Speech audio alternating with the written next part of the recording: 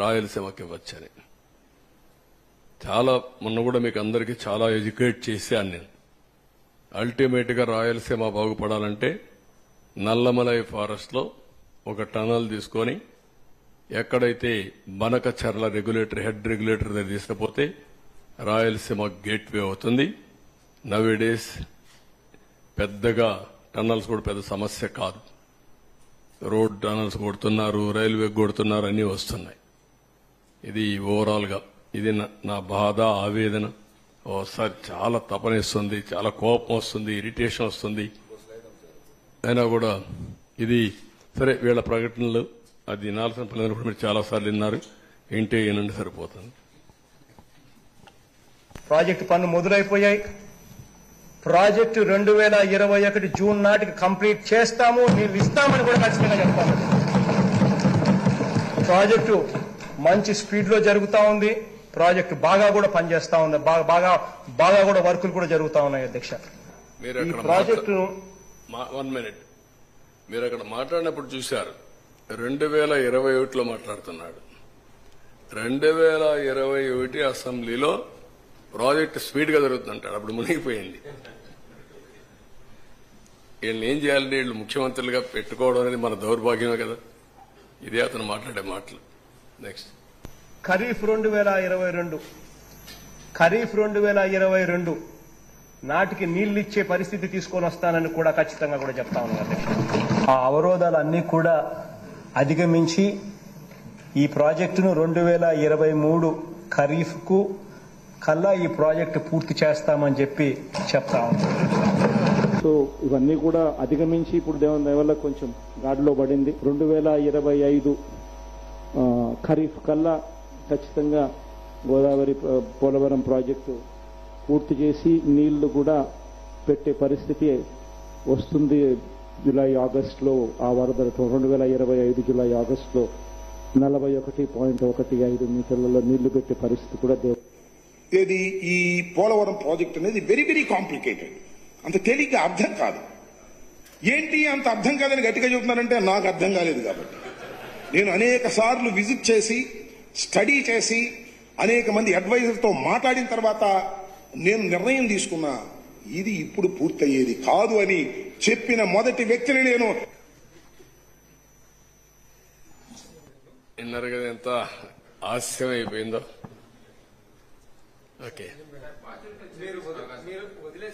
ఒక second, one mic. 1770 కోట్లు మాత్రమే మిగిలాయి. వీళ్ళు రివర్స్ టెండర్లో పిలిచినప్పుడు 1548.13 కోట్లకి మేఘాకి ఇచ్చారు. సో వాళ్ళ పనులు చేపట్టకపో వీళ్ళు దాదాపు 600 కోట్లు మిగిల్చామని టప్పాలు కొట్టారు. ఇప్పుడు ఈ కొట్టుకుపోవడం వల్ల 20,000 కోట్ల నష్టం ఏర్పడింది. దీనికి బాధ్యత వహిస్తారు. మీరే ఫిక్స్ చేయాలి అంటే నేను అడిగేది సీరియస్ గా అడుగుతున్నా. ఎందుకంటే ఎవరు పాపం చేశారో వాళ్ళు అదే దాన్ని ఏ విధంగా ఫిక్స్ చేయాలి ప్రజలందరూ ఆలోచించాలి. అక్కడ చర్యలుంటే యాక్షన్ కూడా తీసుకోవడం చాలా అవసరం. అదర్వైజ్ ఒక వ్యక్తి రాష్ట్రానికి ఇంత నష్టం చేయడం చాలా దుర్మార్గం. ఇది ట్యాక్స్ పేయర్స్ మనీ. ఎవరు ఖర్చు పెట్టినా మీరు నేను ట్యాక్స్ కడితే ఆ డబ్బులే ఖర్చు పెడతాం. ఇది బాధ్యతారాహిత్యం. మీరు చెప్పింది కరెక్ట్. అది చాలా దుర్మార్గం. ఇప్పుడు కేంద్రం 15,511.13 కోట్లు ఇవ్వడానికి సిద్ధమైంది. కేబినెట్ లో నోటు కూడా రెడీగా ఉంది. దాని మీద మీరు ఏమైనా పర్సూ చేస్తారా? నేను పర్సూ చేయడం డెఫినెట్గా చేస్తాను. ఒకటి టెక్నికల్ గా వేర్ ఆర్ వి, నేను మీకు చాలా స్పష్టంగా చెప్పాను. 33% డయాఫామ్ వాల్ డ్యామేజ్ అయింది 3-4 ప్లేసెస్ లో. అవి కూడా రింగ్ బండేసి సరిపోతుందని చూపించారు నాకు, రింగ్ ఫెన్సింగ్ కింద. ఒక వర్షన్ 3-4 ప్లేసులే కాదు, ఇంకా ఎక్కడ ఉండొచ్చో మేము డెఫినెట్ గా చెప్పలేమంటున్నారు. దాని ఎస్టిమేషన్ మీకు చెప్పాను. అది అయిన తర్వాత రెండోది కాఫర్ డ్యాముల ద్వారా లీక్ అవుతుంది వాటర్. ఇంకా స్వీపేజ్ ఉంది. అది యాక్సెప్టబుల్ లెవెల్ కంటే స్వీపేజ్ ఎక్కువ ఉంటే అది రెక్టిఫై చేయకుండా ప్రాజెక్ట్ ముందుకు పోలేదు. సేఫ్టీ గానీ ఫ్యూచరిస్టిక్ ఇవన్నీ అది ఇంకా తేలలేదు. ఈ రెంటికే ఇప్పుడు కమిటీ యుఎస్ఏ నుంచి 2 ఎక్స్పర్ట్స్ వెళ్లేశారు. ఇప్పుడు ఇక్కడుండే ఇంజనీర్లు కూడా రిస్క్ తీసుకోవాలంటే భయపడే పరిస్థితికి వచ్చారు. సిడబ్ల్యూసీ కూడా రిస్క్ తీసుకోవట్లేదు. వాళ్ళు కూడా భయపడుతున్నారు. ఒక దుర్మార్గుడు చేసిన పనికి మనం కూడా బలైపోతామేమో, మనకెందుకు వచ్చింది అని వాళ్ళు కూడా భయపడే పరిస్థితికి వచ్చారు.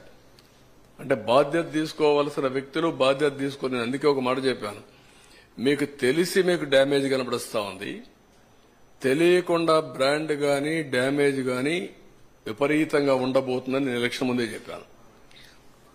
సార్ ఇప్పుడు 2020లో డయాఫ్రామ్ వాళ్ళు దెబ్బతింటే ఇప్పటిదాకా కూడా సొల్యూషన్ కనుక్కోలేదు. ఈ 3 ఏళ్లలో వీళ్ళ ఫెయిల్యూర్ చాలా దారుణంగా ఉన్నట్టు కదా సార్.